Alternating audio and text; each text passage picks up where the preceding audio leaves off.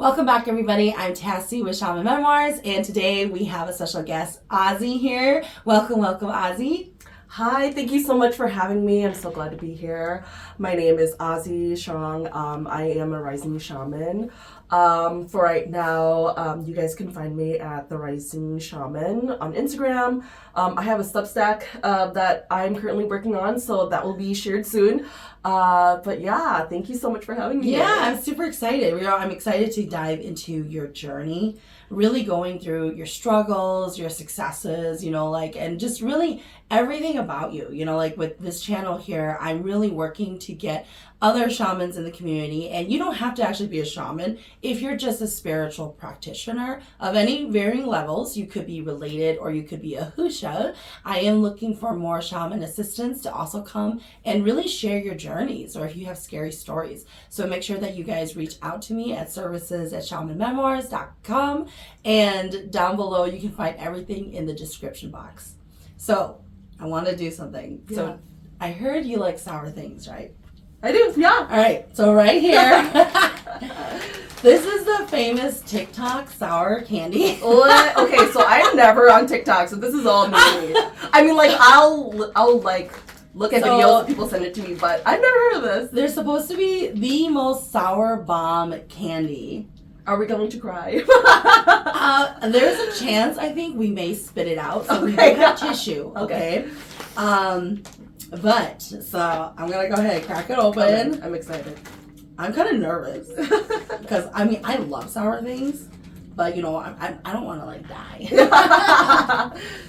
All right, me first. All right, take this one.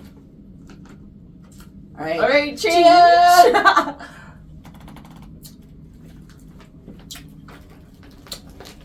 Ooh. Mmm. Does it get sweet? Oh, okay. It's not so bad. Kind of nasty. Mm-hmm. I'm trying to get to the sweet part. Okay. It's more mild now. Okay. Okay. Very sour, but I would not eat this.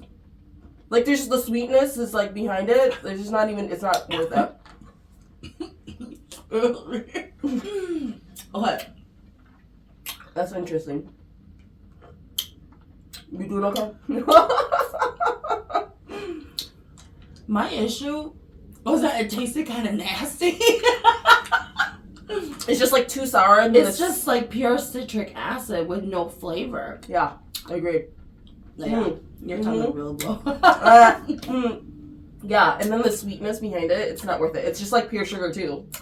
Yeah. Yeah, this is don't get me wrong, it's sour, but during my, I don't know if you know this, but I used to do mukbangs. Actually, I do know. I do know this is how you started doing it. Yeah.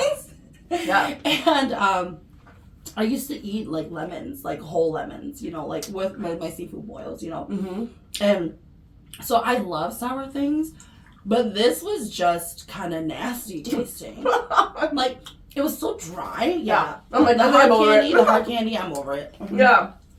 It is a really pretty color though, but. Yeah, it definitely is. Very, very pretty blue. But it was just very. Yeah. And you know what? Because I've seen some reactions, and I'm like, is it really that sour? It is pretty sour. It is really sour, yeah. But it's just. I think if it tasted better, I would have enjoyed it more. Yeah. But because it didn't really taste good, it was just kind of I wish it just. Through it. I wish it just had a worthwhile ending, and it just wasn't. Yeah. It's not worth the hype. I don't know. Thank you. Oh my God. Oh, now we're gonna have a sugar rush. Yeah, that was fun. Yeah, these were just okay. Yeah. But I totally agree with you. I would not do this again. Yeah. No. Well, thank you for letting me do this TikTok challenge with you. I honestly, even with the ban happening, I was I don't even really care. I was just there to surf some videos here and there, but I heard it's really addictive, so anytime people sent me the video, that was the only time that I was okay, I'm gonna go and take a look at this, but I'm not gonna surf on it. Okay. Yeah. Wow. Oh, wait, are you on TikTok before this? No, I'm not on TikTok. I actually don't have a TikTok, but I just know that this is a TikTok vibe candy. Because then I watch things on YouTube. And then a lot of people, because they interchange platforms where they post videos on TikTok, Instagram, Facebook, and YouTube. So I only do Instagram, Facebook, and YouTube. Okay. What platforms do you do? I like Instagram a whole lot. And I try to stay off Facebook. Oh, really? Yeah, I have a personal, like, Facebook, but, like, to connect with, like, my other, like, other family. And, and my seafood and things like that, and that's kind of the main how we communicate. But other than that, I kind of stay off, like, being public. But I feel like I just want to be a little more centralized in a place, and that's why I was like, oh, maybe I should start a Substack, because I don't know if you've ever heard of Substack. No, I hear you refer to it constantly. Yeah. I just figure it's like some kind of website. Yeah, no, it kind of is. It's a website, and you can go and it's more like blogs, but like you can even record podcasts, and it's more directed towards like the owner of it, and you can have people subscribe. So, for example, if you started one, you can send it to like your people, and like for $5 a month you can get more content and things like that. It's actually really cool. So it's geared towards like more centralizing like a space for you if you are just beginning, and it's completely free. So I'm like, let's try this out for right now. Interesting. Send me over that later. I want to take a look at that. Because then you know, like I started my journey, I started on mukbangs, and I feel like now it was all a trap. It was all leading me. Well, but then like, like I was 30 at the time, and all of my friends, they were married, engaged, kind of like moving on with their lives. Like they were exiting the bar and the club scene. So here I am. I got no marriage. I got no children. So I was like, I think they're focusing on building their lives. I need to do something focused to build my life, because I was working on my career. But then I was like, but I need something else afterwards, like I don't do a whole lot. Yeah. So then I started doing mukbangs. Yeah. But with back then, mukbangs were really popular where you talk. Yeah. Because a lot of it started because people would basically eat and watch their other mukbanger eat, and then you hear their conversation and you're like listening. It's like a podcast for eating, basically. Yeah. And that's actually where it started. So I would tell people about my day, but then my days are really haunted. Girl. So eventually it got to the point of where I'm like, well, this is really what my life is like. And then it got into the whole Michael vlog, and it's funny because to this day it is still on my mukbang channel. Oh my gosh, yes, I remember your Michael story. Because it was an hour long, and rendering time, if you guys understand rendering time, it takes forever. So I was like, okay, I'm not going to re-upload it onto my other channel. Like, y'all just going to have to go to my mukbang channel to see it. Yeah. And then that's when I finally transitioned into Shaman Memoirs. Yeah. So and that originally started as just my memories of when I was a shaman and all of my ghost stories. That's really what it was. And then it started transforming where I was getting tons of requests of just needing help, Yeah, sounds like you're coming to your like calling, and I know that when we first initially met and we had our conversation, I was like, something about you is that you're just so comfortable with yourself, like online, and like the way you talk, it's just so personable, and it feels very like approachable. Oh, thank and you. Relatable too. Thank you. So I feel like that being said, with my journey and whatnot, I remember listening to all your stories on YouTube, and listening to as I was like awakening and trying to accept my journey, come into this place, right?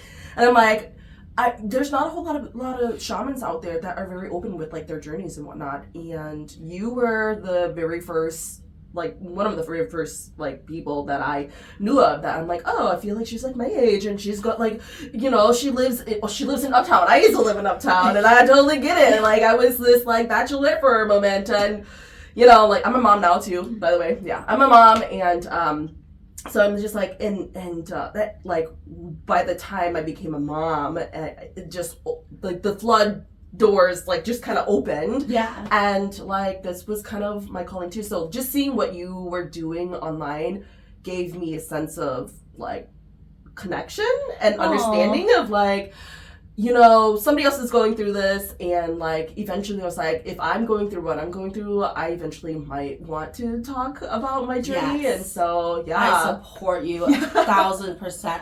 Like one of the things, like whenever I was meeting people, they would ask me about social media and doing YouTube, and I always encourage everybody, do it, because the thing is, like, okay, and my tip to you is, at the beginning, you have to act like you have thousands of people who watch you, even if it's just 5 people and they're all your family members. Because like what I found was, when you first enter like social media, especially doing your own videos and vlogs, okay, they're always gonna be really bad. Okay? Yeah. I do not want to go back and watch my earlier videos. They're terrible.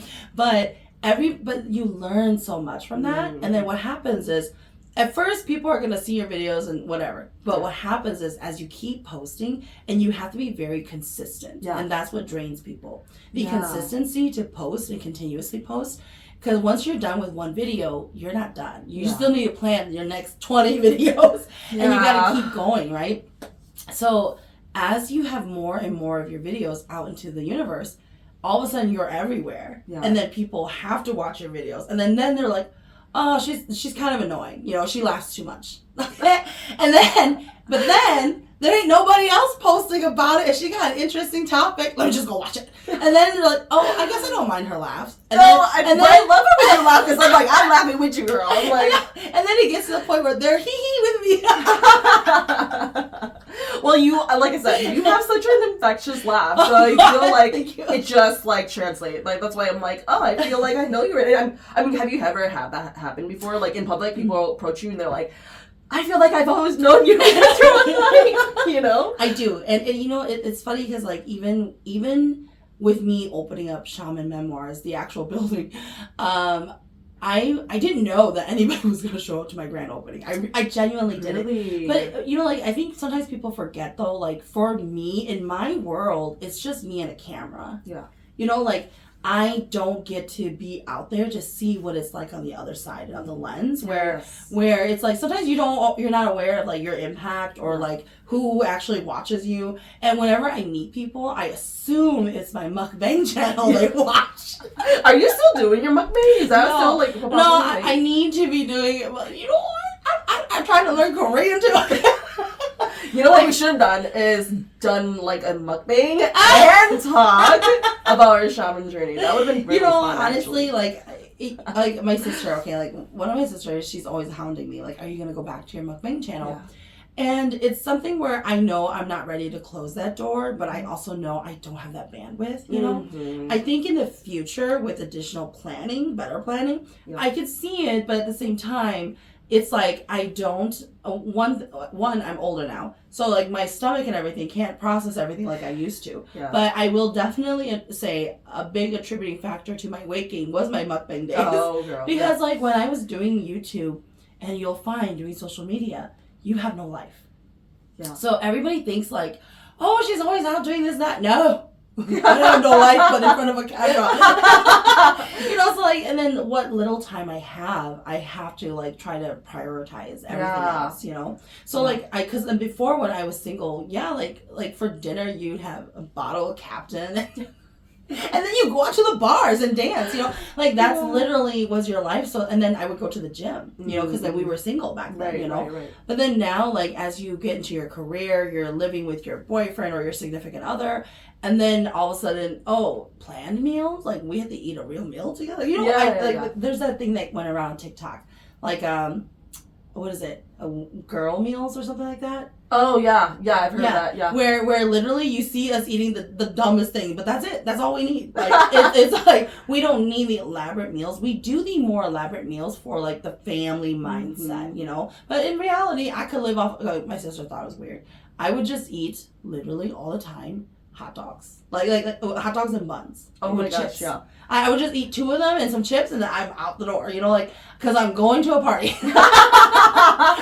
Or ramen, that was all I ate. Yeah. So, fast forward, once I got back into my mukbangs, now I have to make meals. I have to show you all the meals I know how to make. Yes, I just don't really make it anymore. Yeah. Very time consuming. And filming takes up so much of your time, but with mukbangs, you can't, like with filming of other types of channels, like makeup, you know, like you can literally sit there one day and film 5 videos. Yeah. Right?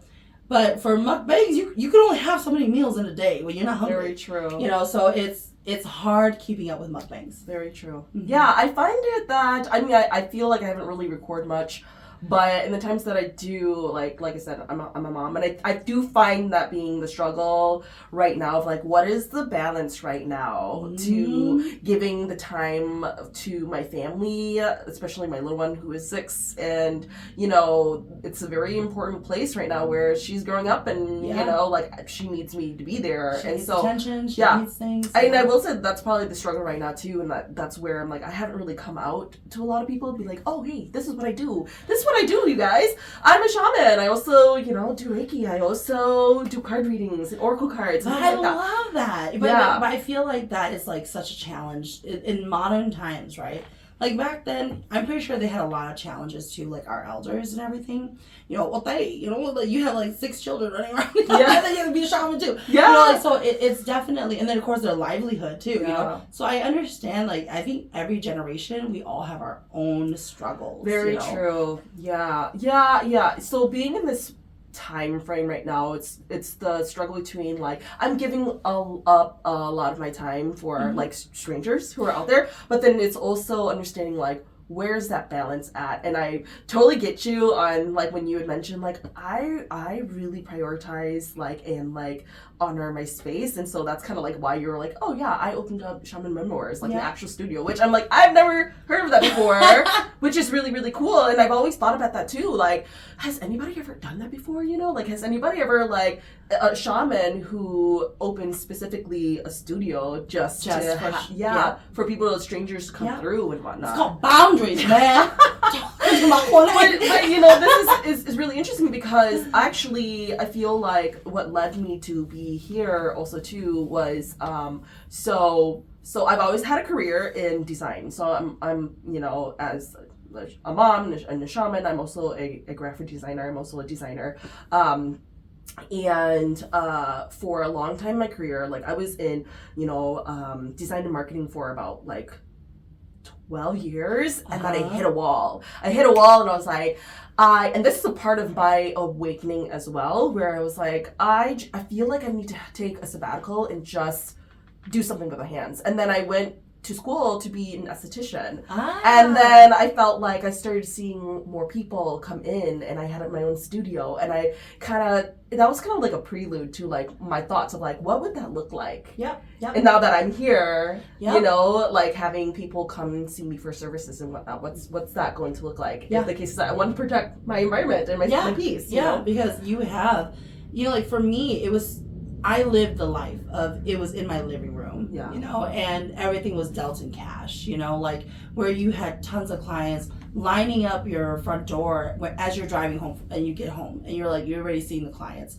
So, and then they don't leave, they stay until 11 o'clock at night. I lived through that life, you know, and one of my biggest reasons for not opening up my shrine, I told my spirit guides, I cannot go back to that. You must make it that I can have my own space to protect my own home, like my private time. Like that's so important to me. I can't have people coming and doing this again. I can't live through that. And so, you know, like I say, when it's something that is you are not going to negotiate on. Like I'm a smoker. Okay, my client do not like that. But like it's like I had to negotiate. So.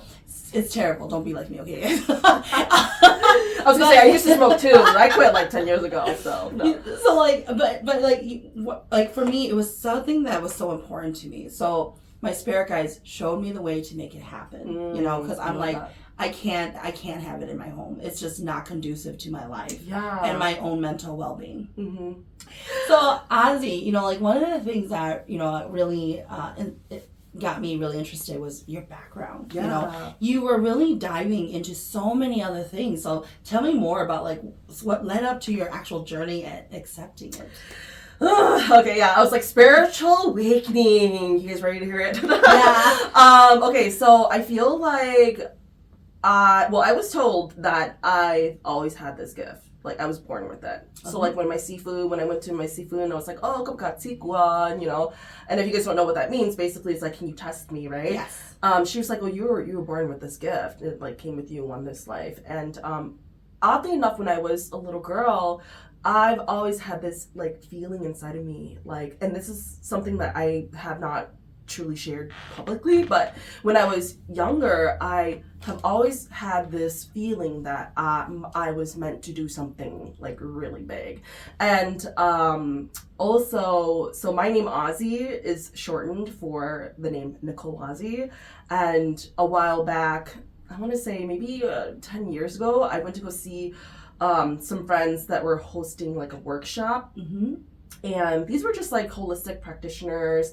Their mom was like a man and a woman, and they brought this woman named Angela Moa to do some free like 15-minute sessions. And she told me she worked with the angels. And like during that time, I was so intrigued by this that I was like, oh, like tell me more about your work. Yeah. And she gave me the short reading. She was like, oh yeah. She was like, what is your name? She's like, Azzi. Oh yeah, they like that name. So I felt like I didn't know it then, but she was channeling my guides then. And then she's like, oh, they want you to know like what your name means, like Nicole Azzi. Because I'm like, nobody has this name. Yeah. No, it's a very unique name. Yeah.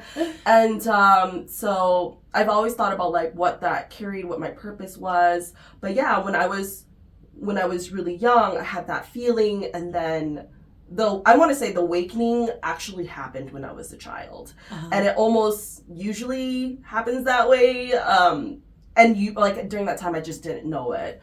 I like didn't see things, but I would sense things. I had anxiety about like going to bed at night, like almost every single night, and I kept that to myself. Like I didn't tell my parents, and it's oddly enough, my mom is a shaman as well. Yeah.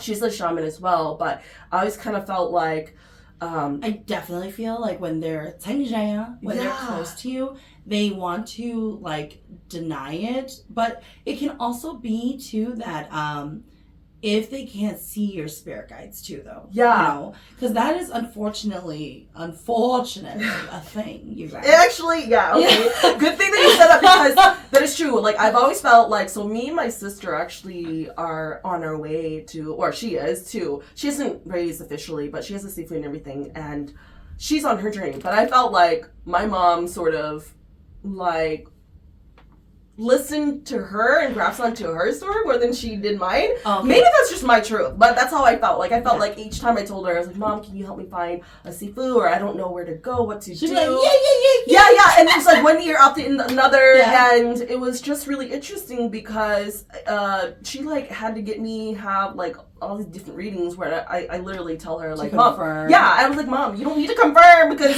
my guides have literally told me, like, I talked to my guides and they're like, you need to go see, like, a seafood, or you need to go and, like, do you think maybe your sister had symptoms that were more similar to your mom's, so she could relate to it more? You know, that's a really good question. I'm not quite sure, actually. I feel like, well, you know, with my sister, it was more like bothersome at nighttime in terms of her dreams, so a lot of dreamings. But for myself, it was like when I was a little girl, I felt like things touching me. Like, yeah, it was creepy because I felt things touching me. And like during this time, we were living at this house. I call it the 5901 house, which I plan to talk and dive into more, like on my page. But like, this house was creepy, right? It was creepy. It still is creepy. I was the last one to live in that space before moving out. But we just experienced a bunch of weird and even like oddly enough, I would like see things from the corner of my eyes. Like if I'm sleeping right next to my sister, like there was a time where she was sleeping right next to me and I thought her eyes were open and then looking over, like blinking. And then she like was dead asleep and I was like, that's freaking weird. So I would just have these experiences when I was a kid. Yeah. And it took me a long time to get out of that like stage of anxiety.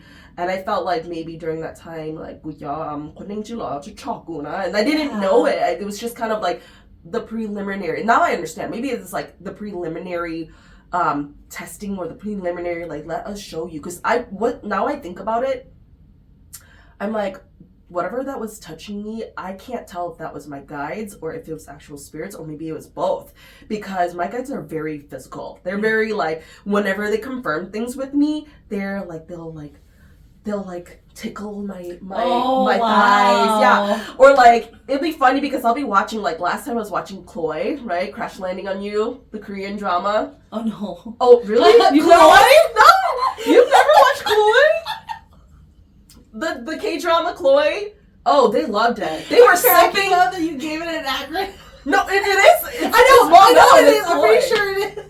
So Crash Landing on You, guys. My guides had loved it so much that, like, they had me simping on the main dude.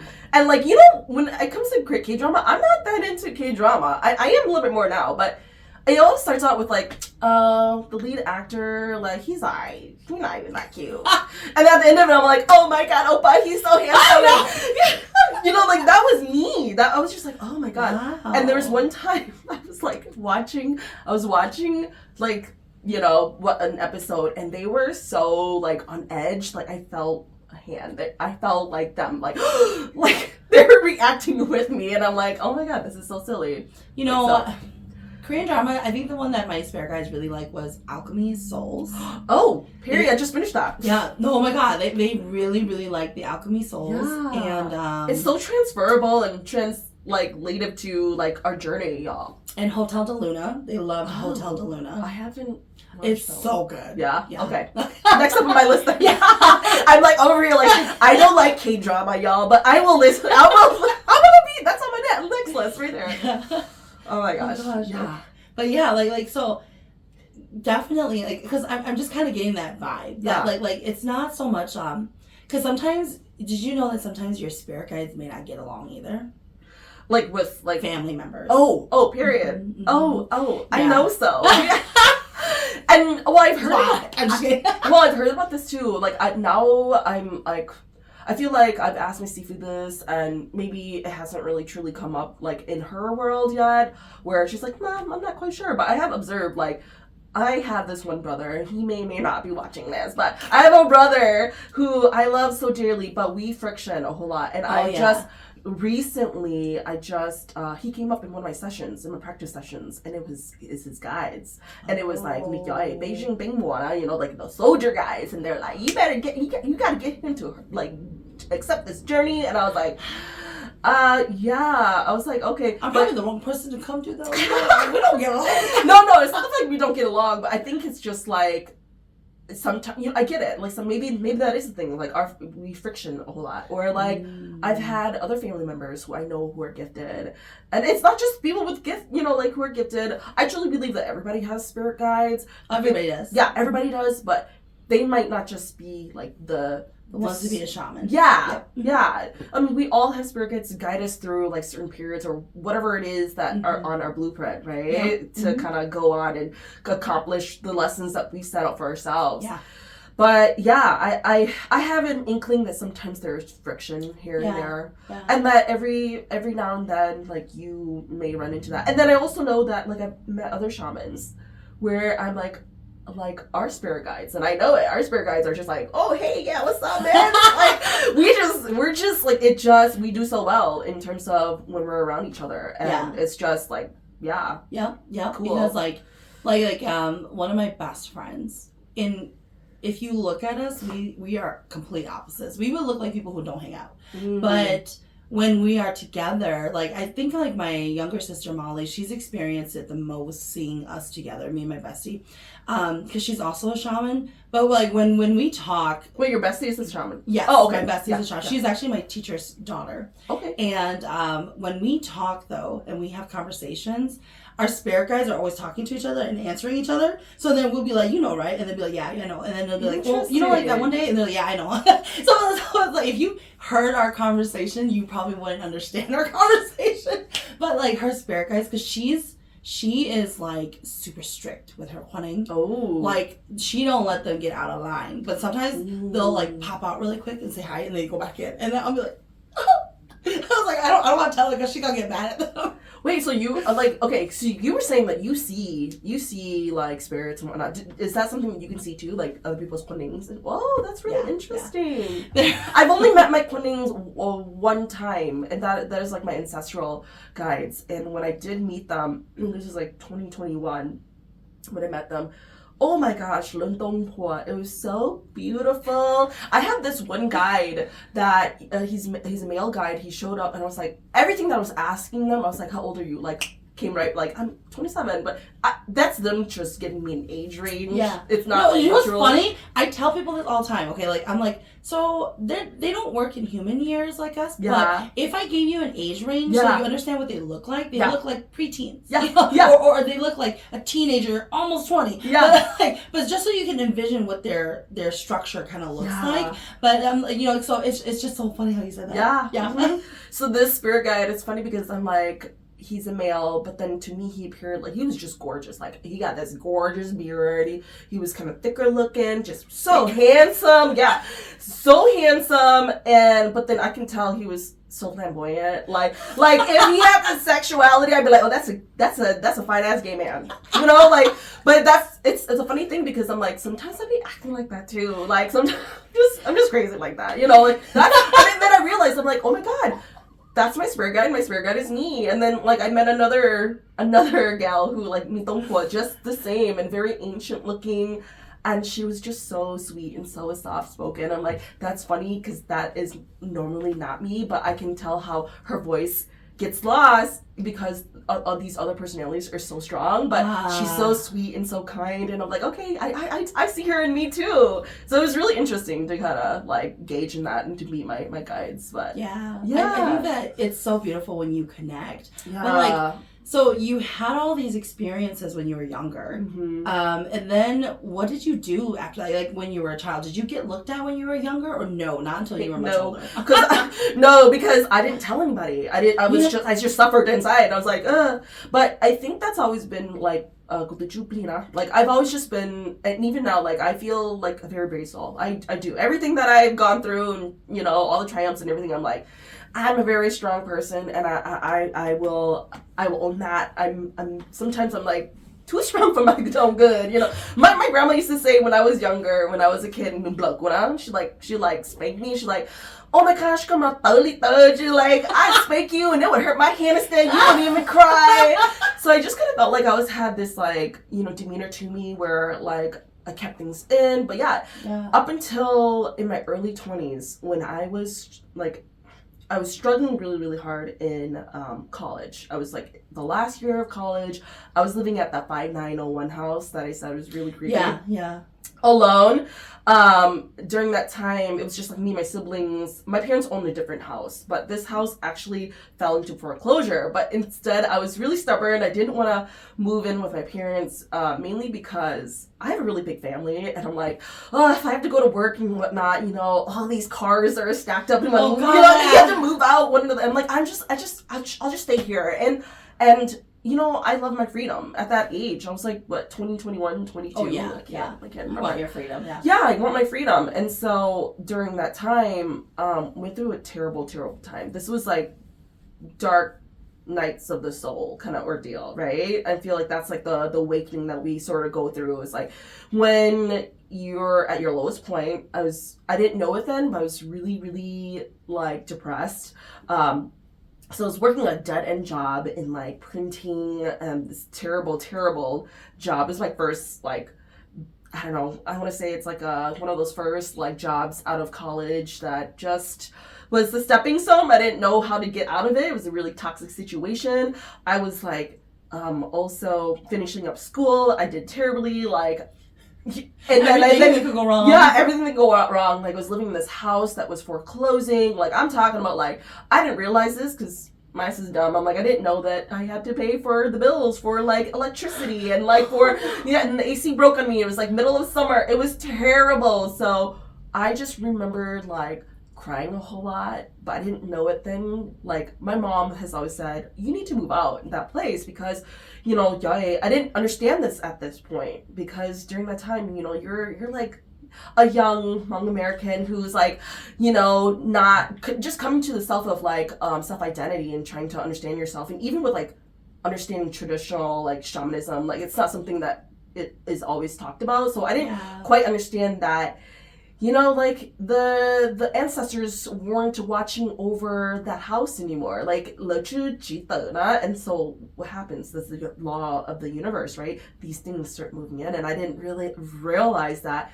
it could have been these energies that were also like an influence on my emotional state during that time. So I was in a terrible time, and then it was then that I like had decided to move out.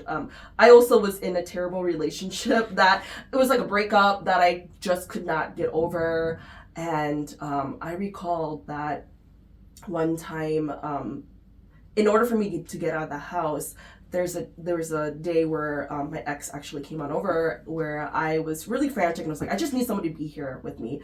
And so he decided to come over, and the next morning I took the garbage out, and this is where like animals come into play, you guys, where it's like animals become an omen, right? So I took the garbage out and I came back to the door. I was about to open up the door, and I saw this huge black butterfly. Like, have you ever seen a black butterfly before? It was huge, like the size of my hand. And it perched, God. Yeah, it perched on the mailbox, and like I went up to it and I was like trying to like shoo off, and it did not budge. I was like, and that's when I was like, that's when I realized like everything, and I didn't know it then, but my guides were like, get the F out of the house. Get the F out of the house. But it was in that house though that I started to feel the anxiety of like, like it came from, I don't know if you know, but like the muscle of the psoas, like inside your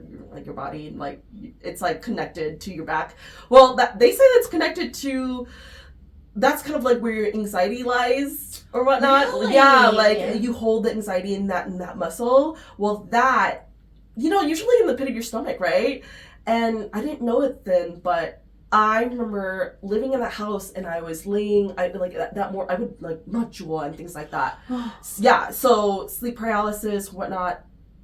And I remember, you just still stuck it out though. Yeah, I still stuck it out because my ass is so stubborn. I was like in denial. I was like, this is not happening. It's not happening. Oh, that thing just fell. Oh, whatever. It's okay. I just ignored it. But it was specifically in that house where I was sleeping, and I kept feeling like I need to jump out of bed.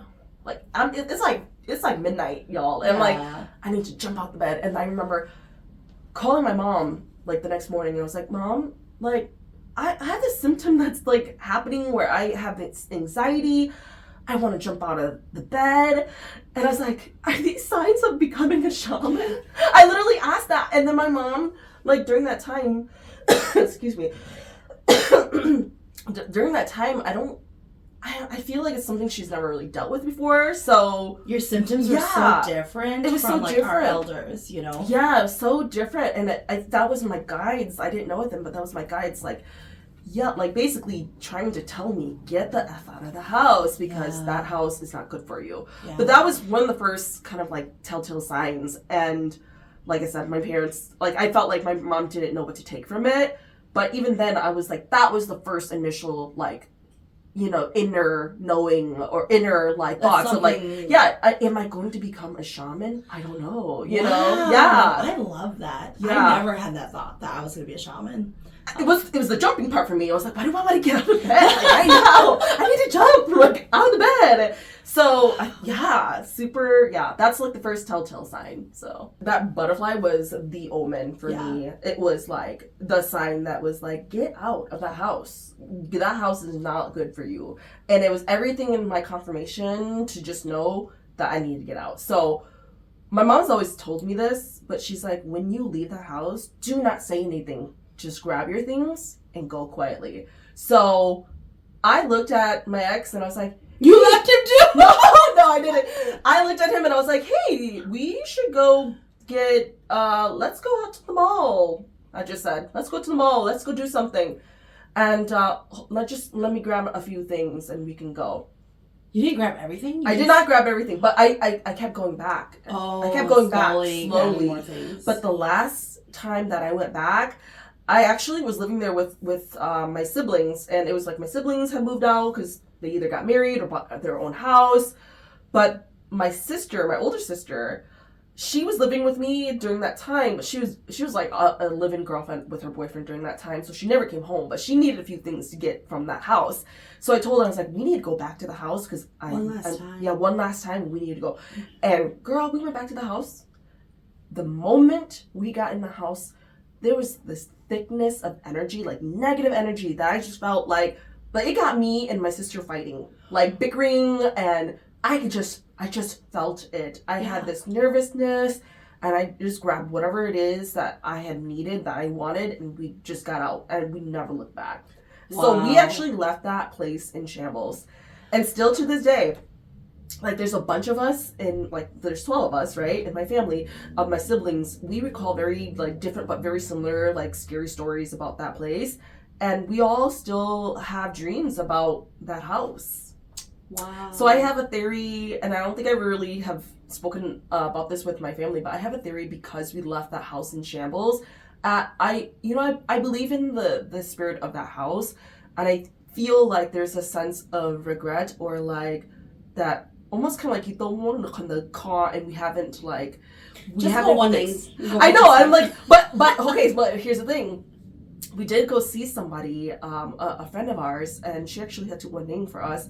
It was all five of my sisters that she made like a lamajina for, and she actually pulled us out of that house because she's like, there's a witch in that house. Like, there was like, I see a jar, and there's like this essence.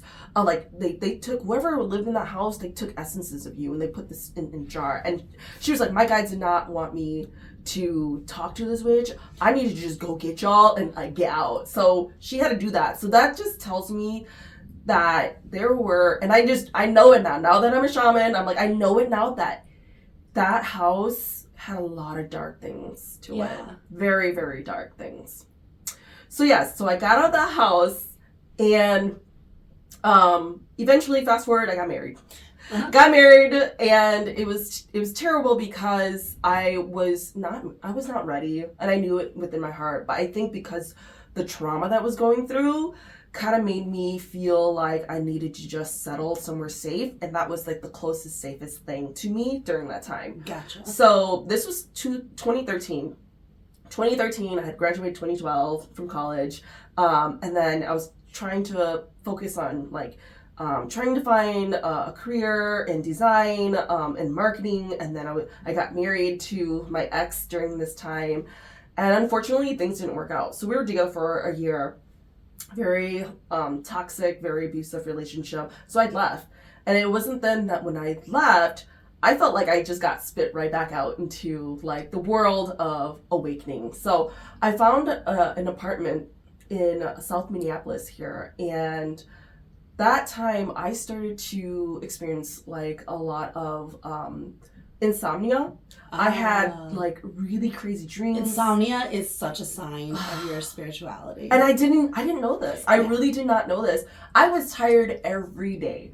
But what made me realize, obviously, I'm like, I feel like everything happens for a reason, and they prepared me. My guides prepared me because of the insomnia. I was pigeonholed into a place where I had to just meditate through the night. Because I would be sitting there like from 1 a.m. till like 5 a.m., 6 a.m. in the morning, and then I had to get up at 7 ready to go to work. Yeah. So it was terrible. And I was tired every day. Like, this would happen almost every day. And it took a toll on me during that time. Plus, it's like you're trying to heal from like a divorce, and so I had all these crazy dreams. One time I had this dream before, like, I was just drifting into sleep, and I felt a pair of hands like try to grab my hands, and I was like scared, and I was like, no.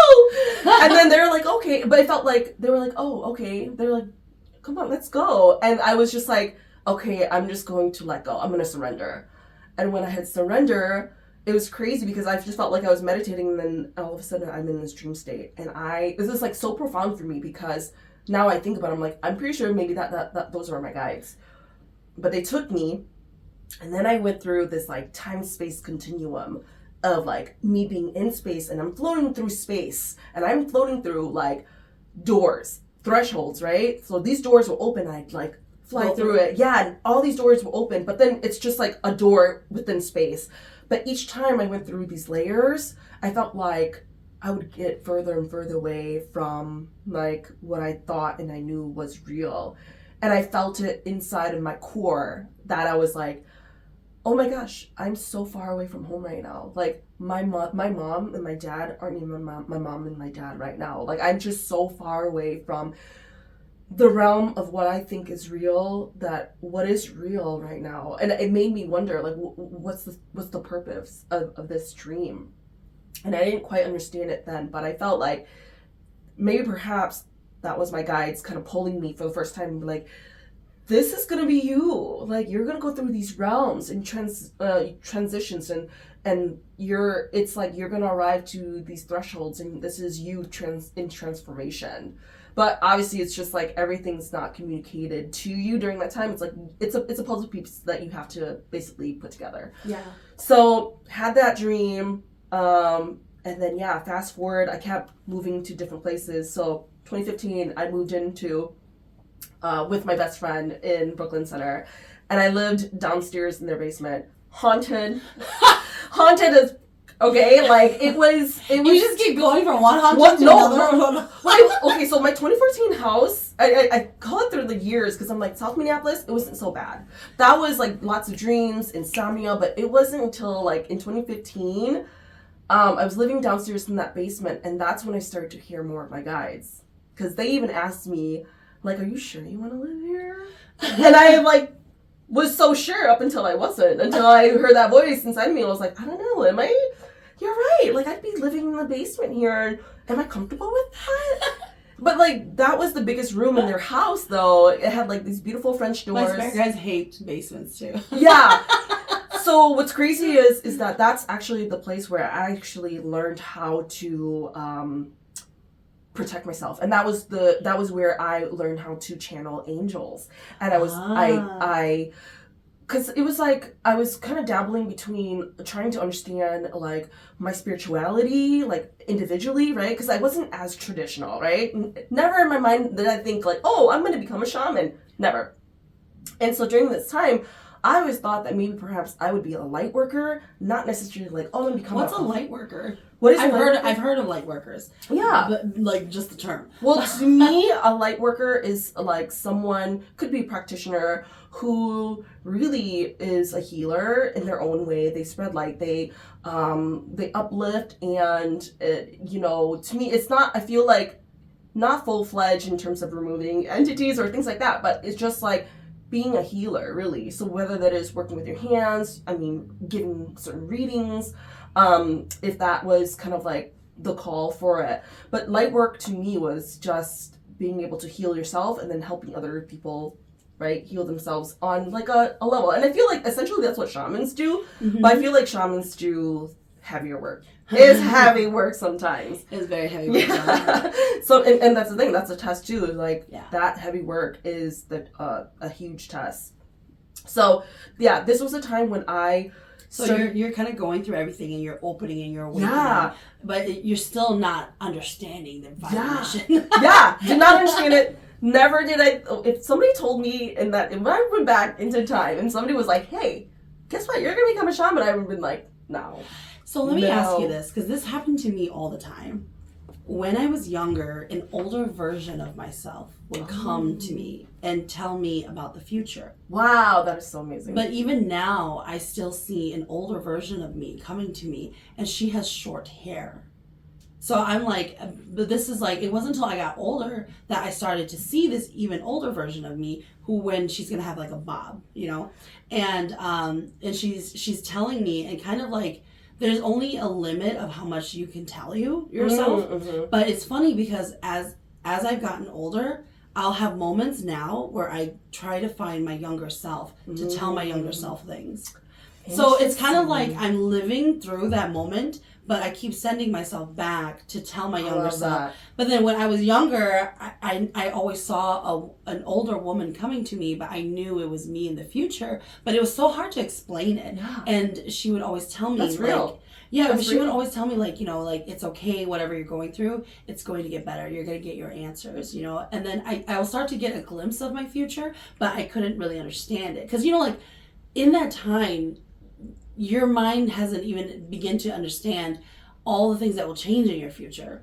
That's you, like, moving through the quantum field. Yeah, but like, it's, like, so weird. Yeah. So I was wondering, did you ever have, like, another version of yourself trying to tell you, because as you're explaining this, that's all I can think of. Yeah. Like how you keep referring to, it was like my spirit guides were showing me this is me in the future. So it totally is just reminding me of myself going back to my younger self.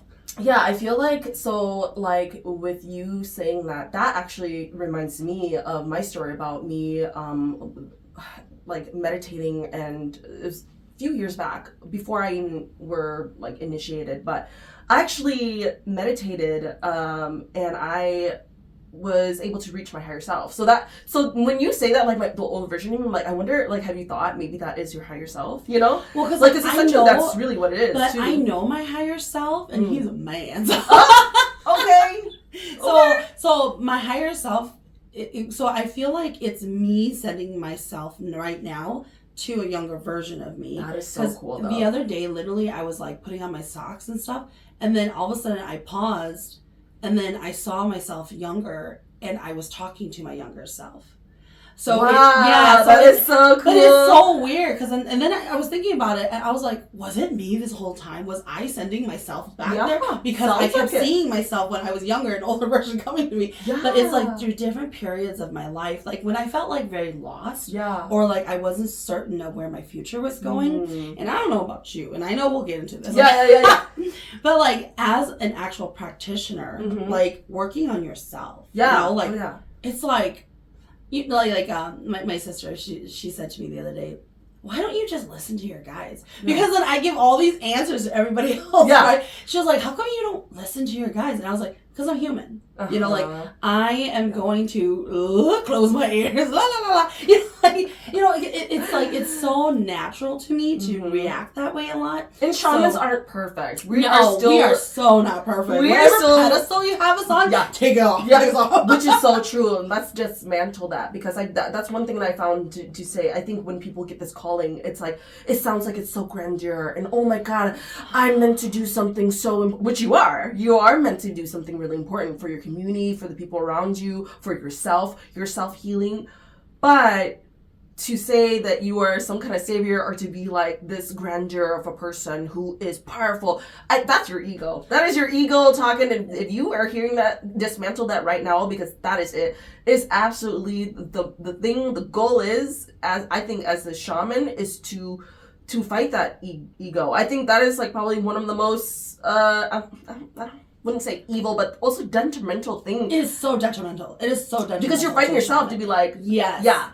Like, there's especially like, what if your vision is completely wrong? Like, how do you recover from that? Yeah. So it's kind of like, like, for me, I honestly believe to my core, I'm very lazy. Okay.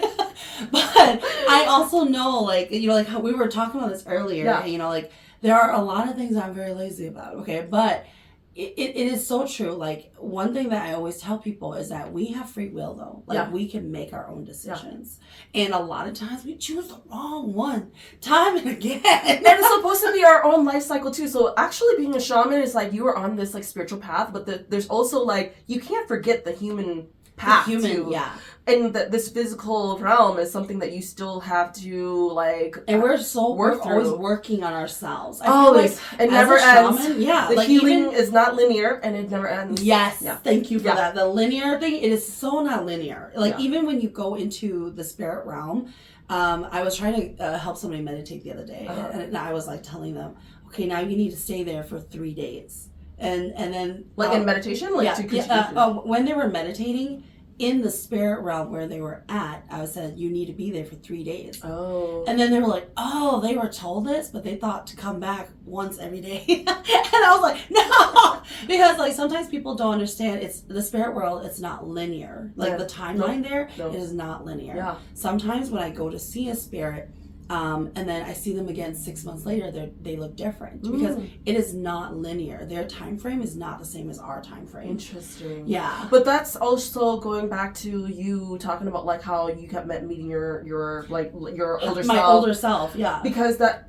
like, I think in quantum physics, right? Like they talk about timelines, and timelines is not real, but also it's all stacking to one another. And I actually and just multiple realities and versions of you, and we're always moving. Yeah, but we don't see that movement. Yeah. You know, but this could go on forever. Yeah, this podcast could go on forever. You guys.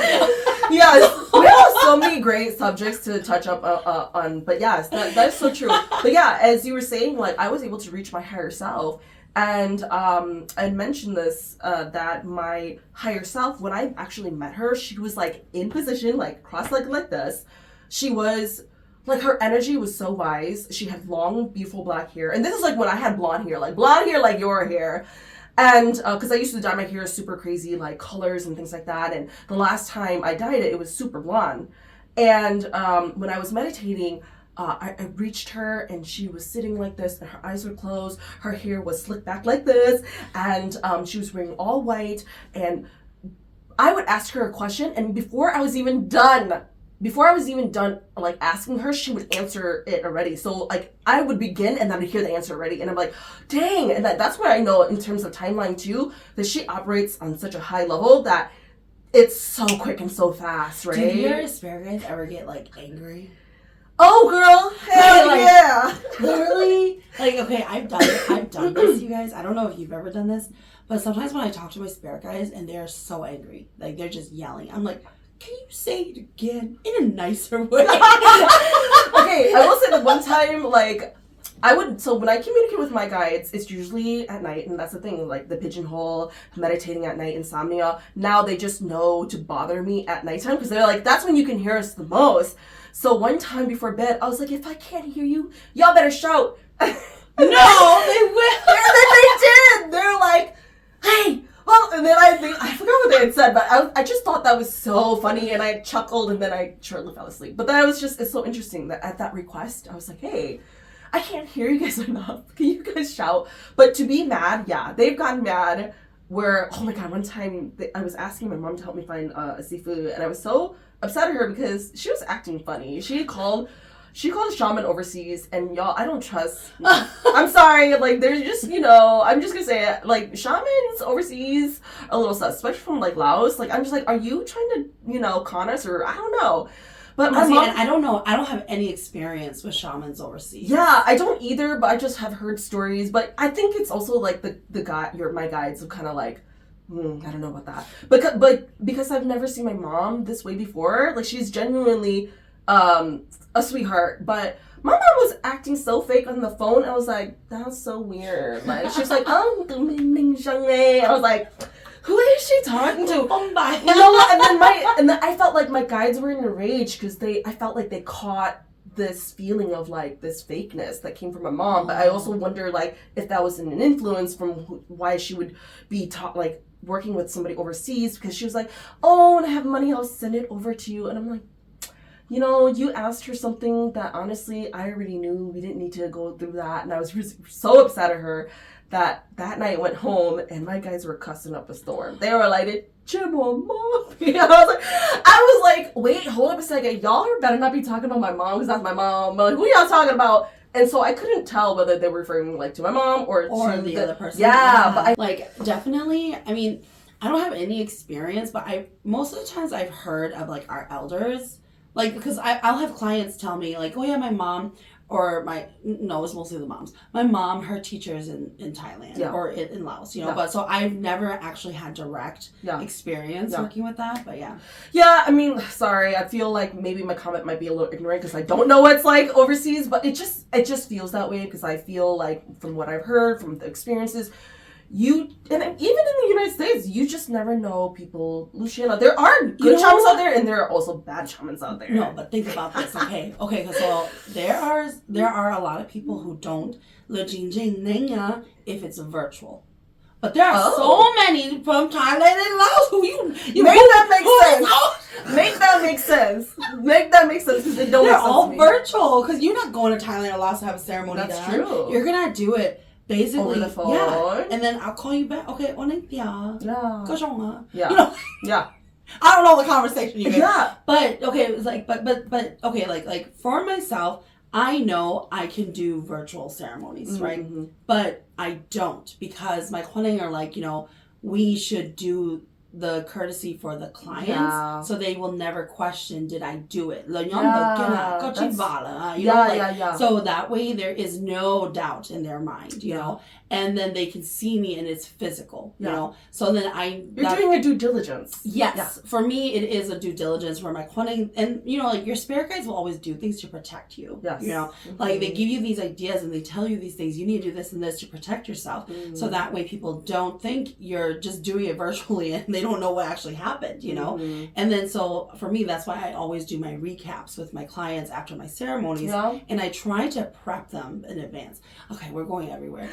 I'm like, wait, tell me about this prepping now. I want to know. Well, I like to prep the clients, you know, because my spirit guides, before I do a ceremony, they start to tell me what's going to happen in my journey. So then I'm like, oh, I know my client, they're not going to like this about this person.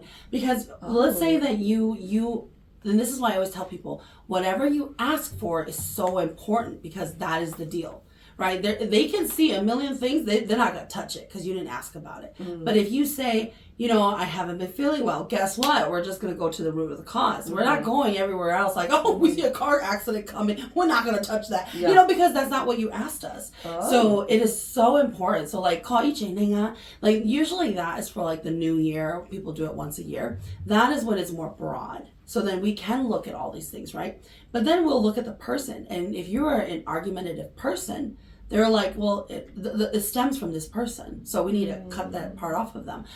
So I try to like prep them, like, hey, they're probably going to want your spirit guides to come down, or they're probably going to want us to cut off, I feel like there's like a kid who passed away around you. They're going to want us to send them off, are you okay with that though? So I try to have private conversations first, rather than when I'm doing it and everyone's watching, like, so they're telling me you're a bit of a cheater.